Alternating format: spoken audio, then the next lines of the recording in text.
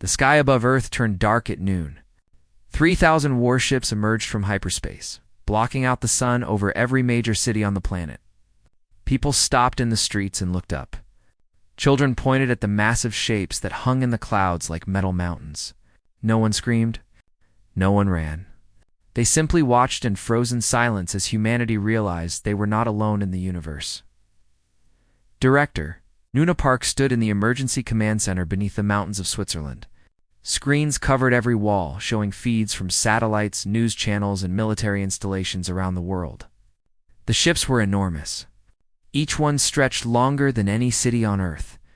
Together, they formed a wall of metal that surrounded the entire planet. "We are receiving a transmission," said one of the officers. "It is being broadcast on every frequency. Every television, every phone, every screen on Earth." Una nodded. "Let us hear it." The screens flickered, and a face appeared. It was not human. The creature had gray skin stretched tight over a skull that seemed too long. Its eyes were black and empty like deep wells. When it spoke, the voice carried no warmth, no emotion, only cold authority. "I am Ambassador Zithos of the Galactic Hegemony. Your species has been observed and evaluated. You have reached sufficient development to be noticed. This is not a negotiation. This is an explanation of your future." Una felt her heart beating fast, but she kept her face calm.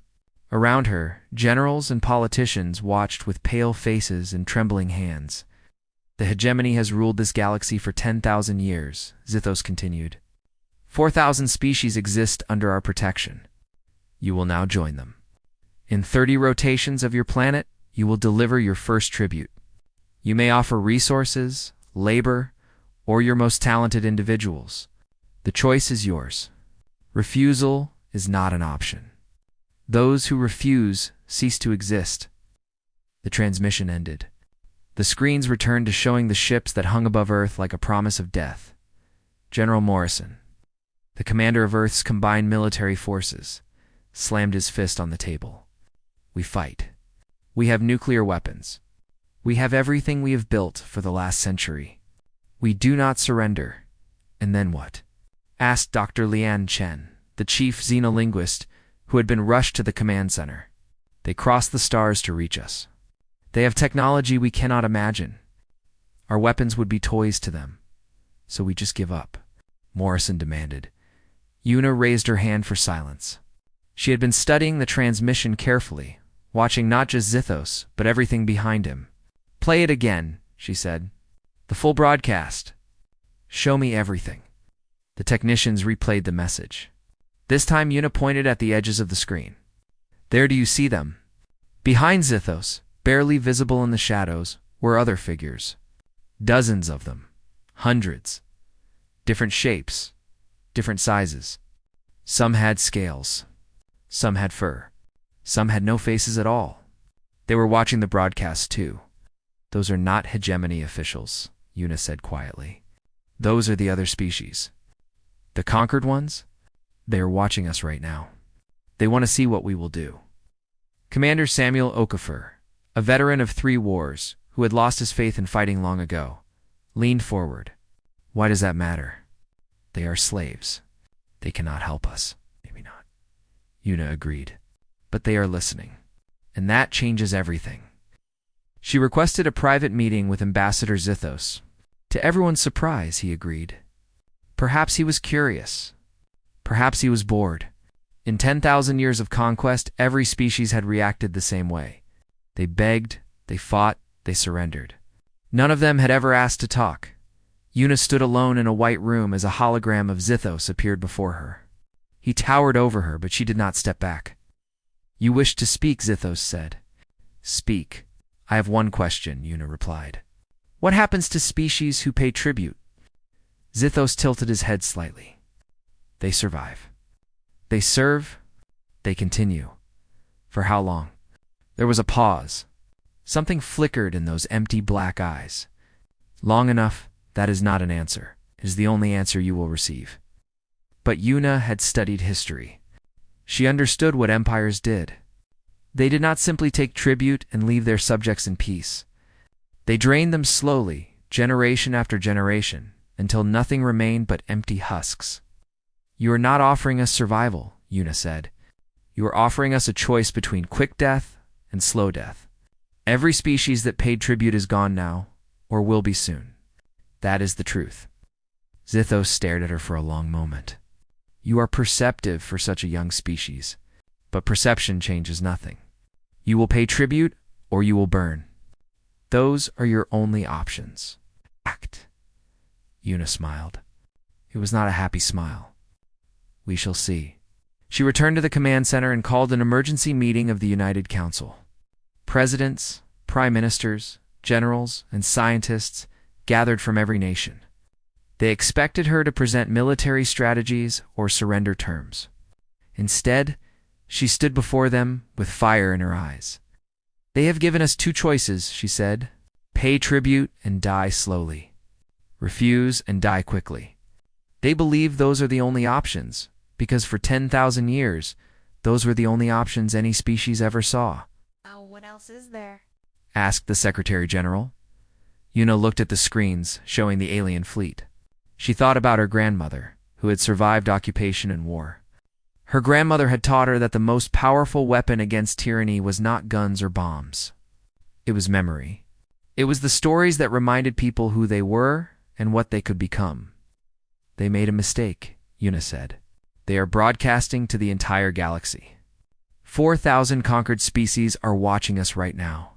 They want to see another civilization fall. They want to watch hope die one more time. She turned to face the council. What if we gave them something else? What if instead of tribute, we gave them something the hegemony has spent 10,000 years trying to destroy? And what is that? Morrison asked. Una's voice rang through the chamber. We give them memory. We give them the story of every revolution, every liberation, every time the powerless rose up against the powerful. We remind them what freedom means. The room fell silent. It was insane. It was impossible. It would probably get them all killed. But as Una looked around the room, she saw something she had not expected. She saw a hope. They asked for tribute, she said. Let us give them an answer they have never heard before. Ambassador Zithos received Earth's official response on the 5th day. He read it 3 times because he could not believe what he was seeing. In 10,000 years of conquest, no species had ever made such a request. Humanity accepted the tribute demand. But they asked for one condition. They wanted permission to address not just the hegemony, but every species watching across the galaxy. They wanted to broadcast their tribute ceremony to all 4,000 civilizations. Zithos sat in his command chamber and considered the request. His advisors told him to refuse. They said it was obviously some kind of trick. But Zithos was old. He had watched countless species fall. He had grown bored of the same patterns repeating forever. Fear, negotiation, futile resistance, then death or submission. Always the same. These humans were different. They were doing something new. Grant their request, Zithos ordered. Let the galaxy watch. Perhaps it will be entertaining before the end. On Earth. Una assembled her team in a secure facility beneath the Pacific Ocean. They had 25 days to prepare something that had never been attempted before. They were not building weapons. They were not gathering resources. They were collecting stories. Commander Samuel Okafor arrived first. He was a tall man with gray hair and tired eyes. He had commanded armies and won battles, but he had lost faith in violence long ago. Too many times he had seen victory turn to ash. Too many times the enemy he defeated was replaced by something worse. You asked for a military strategist, Okafor said, but you are not planning to fight. I need someone who understands how empires think, Una replied. Someone who knows their weaknesses. Okafor nodded slowly. Their weakness is always the same. They believe their own lies. They think they won because they were strong. They forget they won because others gave up. Dr. Leon Chen came next. She was the greatest xenolinguist on Earth, a woman who could learn any language in days. But her true gift was deeper than words. She could feel the emotions hidden beneath speech, the meanings that existed beyond vocabulary. You want me to translate your message? Chen said. I want you to do more than that, Una answered. I want you to make them feel it. not just understand the words. Feel the meaning in their hearts. Finally came Ravi Sharma, a historian who had spent his life studying how empires fell. He was a small man with wild hair and glasses that always sat crooked on his nose. He carried books with him everywhere, actual paper books, because he believed the weight of history should be felt in your hands. Every empire falls, Sharma said as he sat down. Every single one. The hegemony has lasted 10,000 years, but that only means they are overdue. The question is not if they will fall. The question is, what pushes them over the edge? Una looked at her team. A warrior without faith. A linguist who spoke in feelings. A historian who saw the future in the past. They were not soldiers. They were not diplomats. But they might be exactly what humanity needed. The hegemony keeps their subjects isolated, Una explained. 4,000 species, and none of them are allowed to talk to each other. They do not know they share the same suffering. They think they are alone. Classic control technique, Okafor said. Keep the prisoners separated. Let them believe resistance is impossible, because no one else is resisting. Exactly, Una agreed.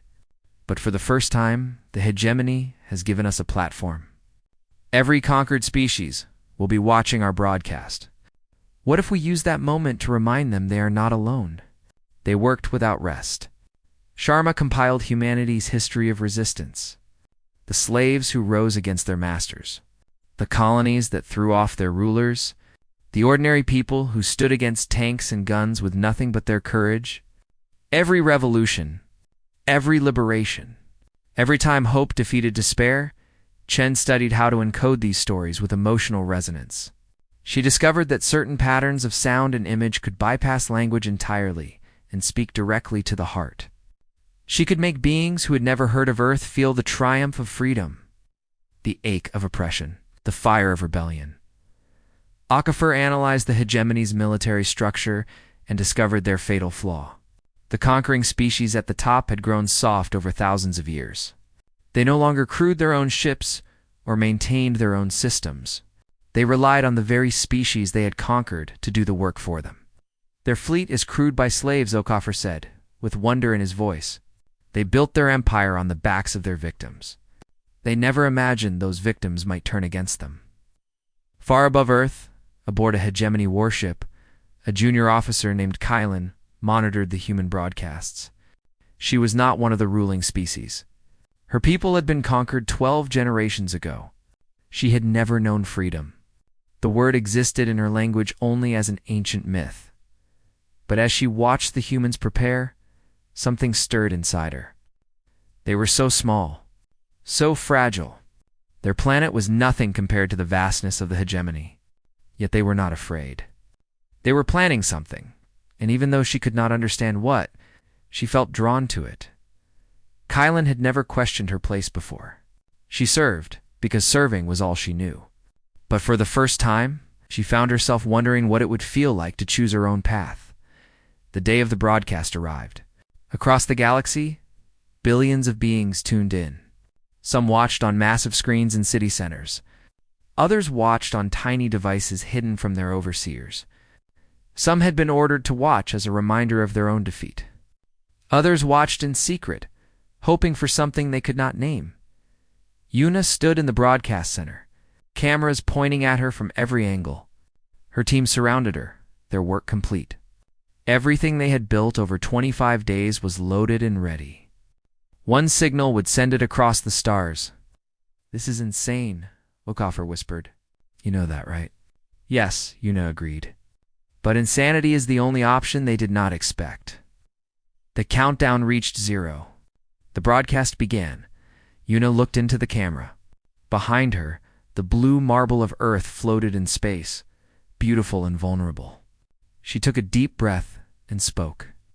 "People of the galaxy, you were told to watch humanity fall. You were told to watch another species submit to the hegemony's demands. But we are not here to offer tribute. We are here to give you something far more valuable." She paused, letting her words travel across light years. "We are here to remind you of something the hegemony made you forget." Across the galaxy, conquered species leaned forward. In the shadows of their servitude, In the depths of their despair, something began to glow. Something that had been buried for generations.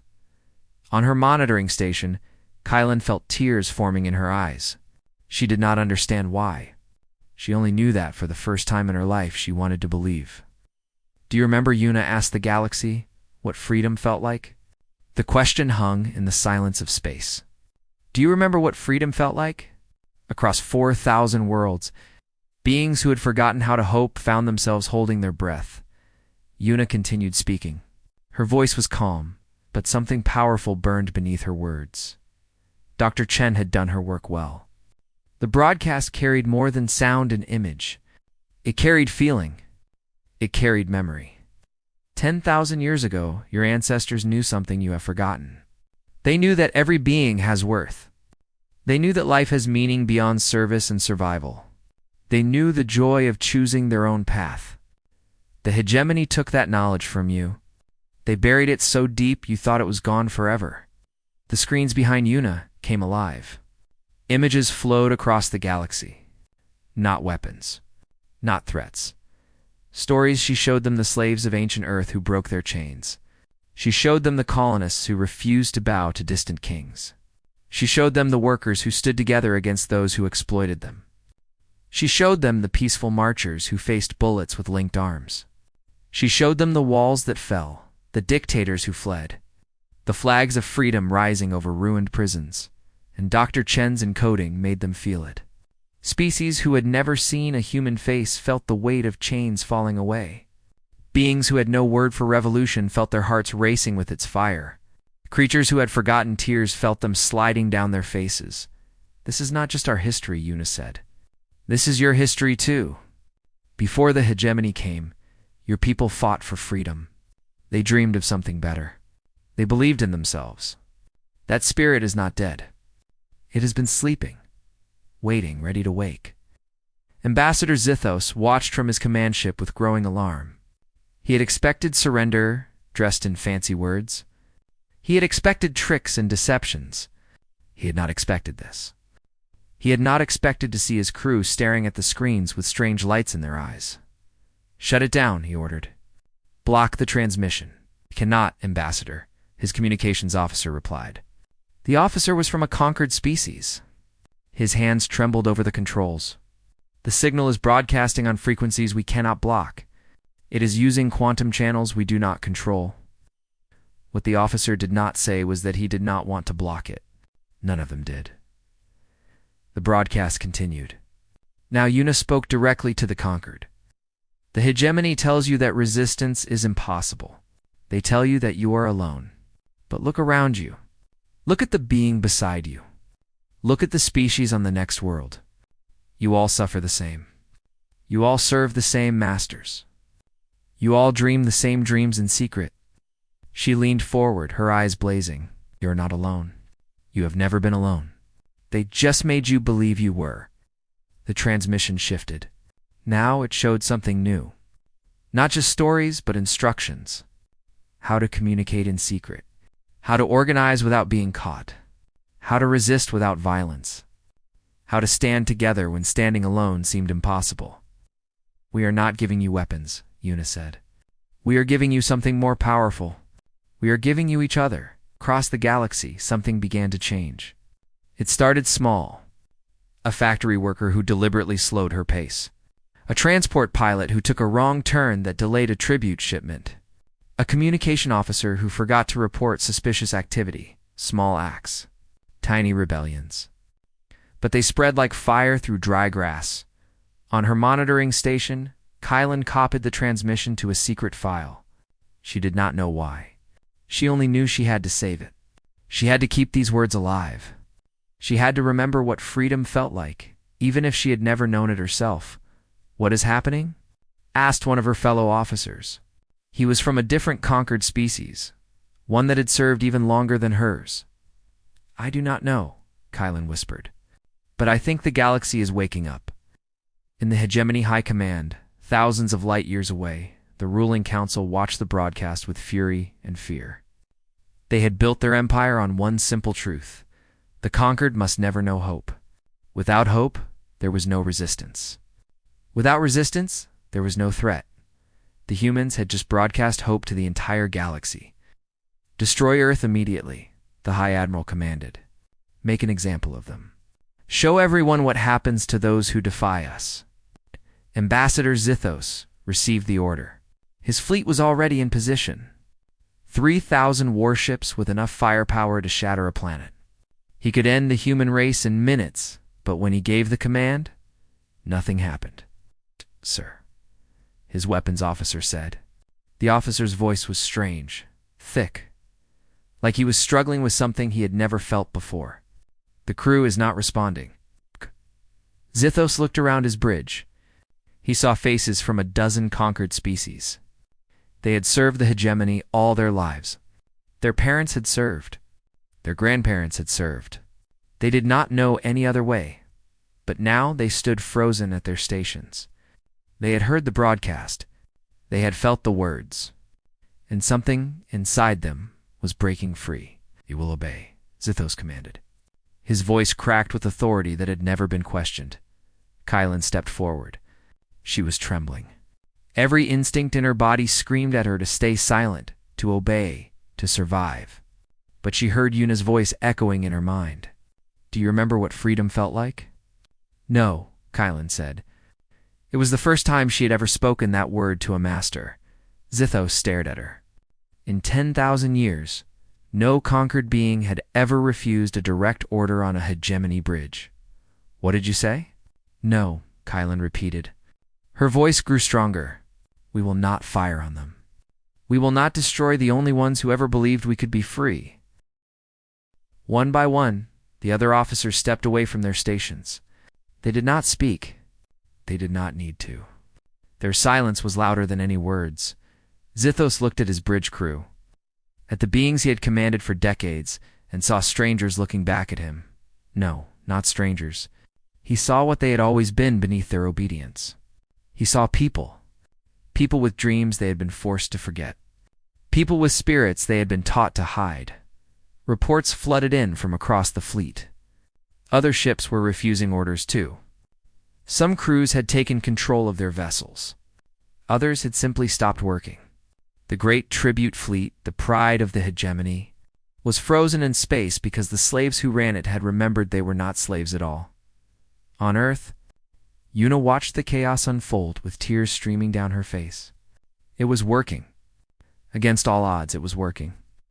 They are not alone anymore, she whispered. They finally know they are not alone. But the danger was far from over. The hegemony still had weapons that did not need living crews to operate. And the High Command was not known for mercy. The battle for the galaxy had only just begun. The hegemony. High Command responded to the rebellion with cold efficiency. If living crews could not be trusted, then living crews would not be needed. Across the tribute fleet, automated weapon platforms hummed to life. These systems had no hearts to move. They had no spirits to awaken. They were machines built only to destroy. Ambassador Zithos watched the automated platforms power up around Earth. He stood alone on his bridge now. His crew had locked themselves in the lower decks, refusing to participate in the destruction of the planet that had given them hope. He did not blame them. Part of him wanted to join them. Ambassador Zithos, the High Admiral's voice crackled through the communication system. You will activate the automated defense grid. You will destroy the human homeworld. You will restore order. This is not a request. Zithos looked at the blue planet below him. Such a small world. Such fragile creatures. Yet they had done something that thousands of mightier species had failed to do. They had made the hegemony afraid. What happens after? Zithos asked. We destroy Earth. Then what? The signal has already reached every corner of the galaxy. The slaves know they are not alone. They know they can refuse. How many planets will we burn before they stop remembering? As many as necessary, the High Admiral replied. That is how order is maintained. That is how it has always been maintained. But Zithos remembered something he had tried to forget. His species had not always been the conquerors. Long ago, before the hegemony existed, his people had been peaceful. They had built art instead of weapons. They had explored instead of invaded. Somewhere along the way, They had chosen power over peace. They had become the monsters they once feared. "There has to be another way," he said quietly. "There is no other way. Activate the weapons, Ambassador. That is your final order." On Earth, Commander Okafor watched the automated platforms taking position. His military training told him exactly what was coming. Orbital bombardment. The weapons would target population centers first, then strategic locations, then everything else. Within hours, Earth would be a burning rock. "Can we stop them?" Yuna asked. "Not from here," Okafor replied. "Those platforms are controlled from Zithus's flagship. He is the only one who can shut them down." Yuna looked at the screens showing Zithos standing alone on his bridge. She had studied him during their earlier communication. She had seen something in his eyes that gave her hope. Doubt, weariness, a question he had never allowed himself to ask. "I open a channel," she said. "Let me talk to him. Are you insane?" General Morrison demanded. "He is about to destroy us." "Maybe, but he has not done it yet. There is a reason for that." The channel opened. Zithos saw Yuna appear on his screen. For a moment, neither of them spoke. "You should run," Zithos finally said. "Take whatever ships you have and run as far as you can." "We have nowhere to run," Yuna replied. "And running was never our plan." "Then you will die, perhaps. But dying is not the same as losing." Yuna stepped closer to the camera. "Can I tell you a story, Ambassador?" Zithos almost laughed. "A story now? You humans are strange indeed." "My grandmother lived through terrible times," Yuna said. "Occupation, war. She saw horrors that would break most people. But she survived. And she taught me something I never forgot." "What did she teach you?" "That tyrants always face a moment of choice. A moment when they can double down on cruelty or accept that the world has changed. History judges them by what they choose in that moment." Zithos felt something shift inside him. He had given orders that ended entire civilizations. He had watched species disappear from the galaxy without feeling anything. But now, looking at this small human female who should have been begging for mercy, he felt something he had not felt in centuries. Shame. Double quotes. "What would you have me do?" he asked. "Betray everything I have served? Destroy my own legacy?" "I would have you choose what kind of legacy you want," Yuna answered. "You can be remembered as another monster who burned worlds to maintain power. Or you can be remembered as someone who helped build something new. Something better. The High Command will never accept that." "Then do not ask for their acceptance. Take it. You have a fleet. You have weapons. You have a choice. What will you do with them?" Reports continued flooding in from across the galaxy. Tribute shipments had stopped on hundreds of worlds. Communication networks were forming between conquered species who had never spoken to each other. Factories were shutting down. Transport routes were closing. The hegemony's machinery was grinding to a halt, not through violence, but through simple, unified refusal. Kylan appeared on the bridge. She had left her station and climbed through service tunnels to reach this place. Behind her came a delegation of officers from every conquered species in the fleet. They stood together, different shapes and colors and forms, united by something that transcended their differences. "Ambassador," Kylan said, "we request asylum on Earth. We request alliance with humanity. We will not serve the hegemony anymore." "Us." Zithos looked at them. For 10,000 years, beings like these had obeyed without question. They had been tools, resources, numbers in a ledger. He had never seen them as people. Now he did.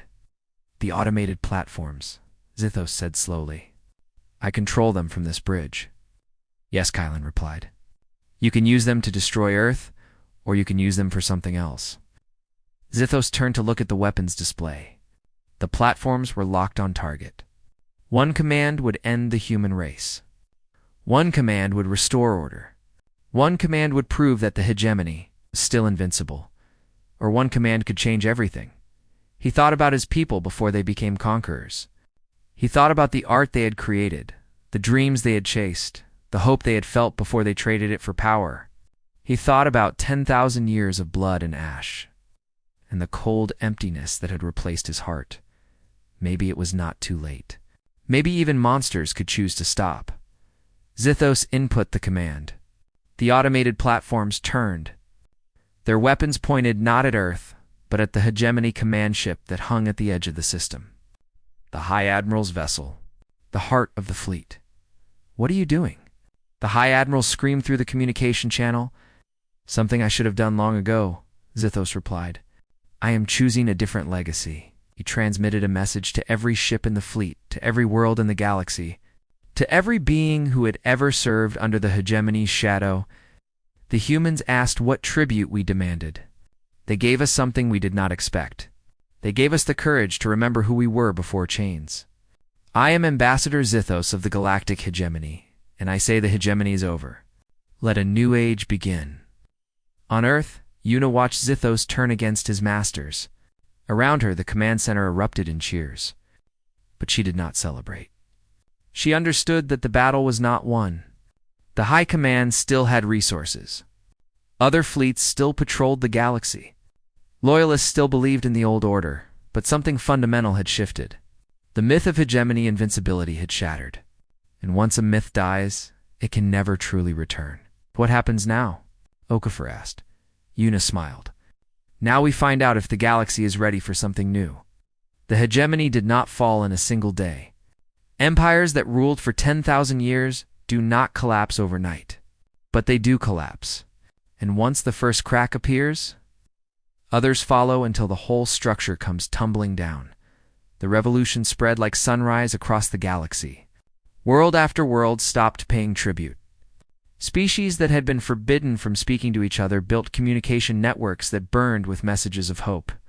Factory workers who had produced weapons for their oppressors began producing tools for themselves instead. Transport ships that had carried tribute now carried food to worlds that had been starved into submission. It was not violent. That surprised everyone, including the humans who had started it. There were no great battles, no fleets clashing in the void. Instead, there was something more powerful. 4,000 species simply stopped cooperating with their masters. The hegemony's ruling class discovered a terrible truth they had forgotten. They had relied on conquered labor for everything: their food, their ships, their weapons, their cities. Without their slaves, they had nothing. They did not know how to grow crops. They did not know how to maintain their own technology. They had become parasites. Now the host had rejected them. Una led a coalition of newly freed species in offering the hegemony a choice. They could join the new galactic cooperative as equals, sharing their knowledge and technology for the benefit of all. Or they could remain alone, isolated on their homeworlds, slowly fading into irrelevance. Some chose isolation. They could not accept a universe where they were not supreme. They retreated to their original worlds and closed their borders, choosing pride over survival.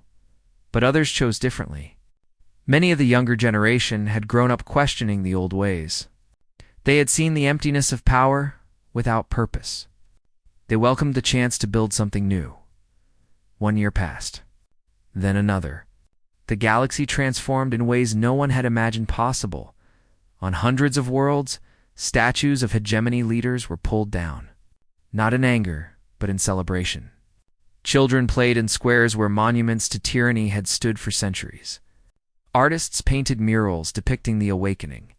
Musicians composed songs about the day the galaxy remembered freedom. Species that had been isolated for generations met face to face. They discovered they had more in common than they had ever known. They shared stories, recipes, art, music, dreams. The diversity that the hegemony had tried to erase became the galaxy's greatest strength. Earth became something unexpected. Not a leader, not a ruler. Something more important: symbol. The small blue world that had dared to hope when hope seemed impossible. The young species that had reminded the galaxy what freedom meant.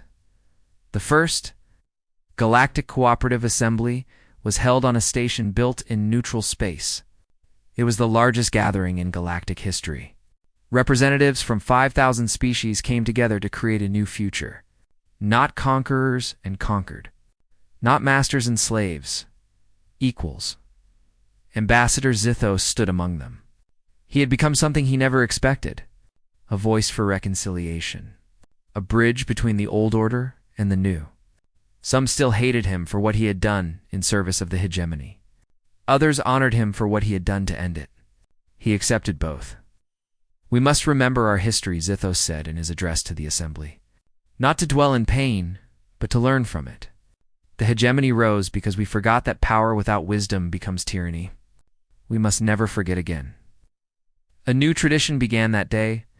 Before any assembly session started, one species would share a story of hope from their history. It did not matter if the story was small or grand, ancient or recent. What mattered was that they remembered. What mattered was that they never stopped believing in something better. Kylan returned to her homeworld for the first time. Her grandmother had died decades ago, the last person who remembered life before conquest.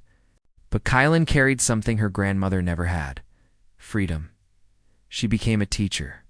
She stood before children who had been born free and taught them about the darkness their people had survived. She showed them recordings of Yuna's broadcast. She told them about the day she had said no for the first time. "Why did you do it?" a young student asked. "Were you not scared?" "I was terrified," Kylan admitted. "But I heard a voice asking me if I remembered what freedom felt like. And I realized I did not remember because I had never known. But I wanted to. I wanted to know so badly that I was willing to die for it." "No?" the student asked. Kylan smiled. It was a smile her grandmother would have recognized, a smile of someone who had found their way home. "Now I know," she said.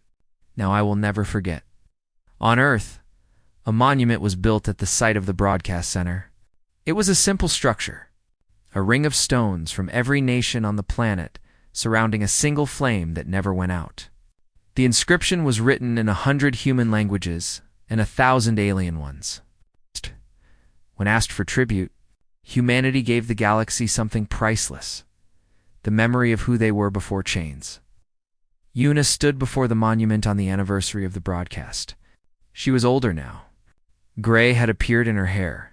Lines had formed on her face, but her eyes still held the same fire that had lit the galaxy. Ravi Sharma stood beside her, his arms full of books as always. Dr. Chen was there too, working on a new project to preserve the stories of liberated species. Commander Okafor had retired, but he had found new faith. He now trained peacekeepers who resolved conflicts without violence. "Do you think it will last?" Ravi asked. "Empires always rise and fall. Will the cooperative be any different?" Yuna watched ships from a dozen worlds descending toward Earth. They came not as conquerors or subjects, but as friends. Ambassadors from species who had been enemies for centuries now worked together. Children who had never known fear played with children whose grandparents had been slaves. "Nothing lasts forever," Yuna said. But that was never the point. The point was to prove it was possible. The point was to show that even in the darkest night, hope can survive. Future generations may face their own struggles, but they will know it can be done. They will know that freedom is not a dream. It is a choice. She thought about her grandmother, who had survived occupation and taught her that memory was the most powerful weapon against tyranny. She thought about the billions across the galaxy who had heard her voice and chosen to believe. They asked what tribute humanity could offer. Yuna said softly, "We offered the only thing that truly matters." "What was that?" a young visitor asked. She was from a species that had been freed only recently. Her generation would never know chains. Yuna looked up at the stars. Somewhere out there, new civilizations were rising. New species were asking old questions. New tyrants were dreaming of power, and new rebels were dreaming of freedom. The struggle would never truly end, but neither would hope. "We offered them the belief that every being has worth," Yuna answered. "The belief that no empire lasts forever. The belief that even the smallest voice can change the universe." She smiled at the young visitor, seeing in her eyes the same light that had spread across the galaxy. "We reminded them what freedom felt like. And once you remember, you can never truly forget." The flame in the monument flickered and danced, casting shadows that looked like people standing together. Humans and aliens. Old species and young. The powerful and the powerless. all united by something that transcended their differences. The galaxy had asked for tribute. Humanity had given them history.